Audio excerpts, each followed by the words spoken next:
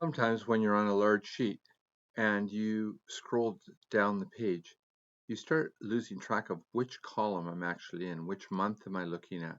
And if I slide to the right, I start losing track of what fields I'm looking at. So Excel has a great fix for this. I'm going to go here, I'm going to go to the top, and I don't really need to see these first two rows at all. So I'm going to just go down here and just move down just a little bit.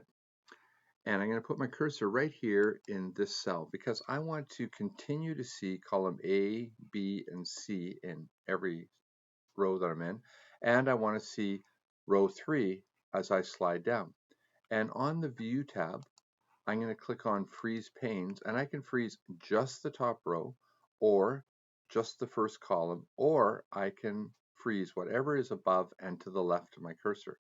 I'm going to click there, and now when I scroll down, you're going to see that row 3 stays there constantly.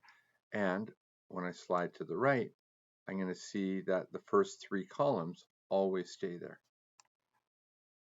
I can go back to View and to Freeze Panes, and I can unfreeze the panes and see everything back again.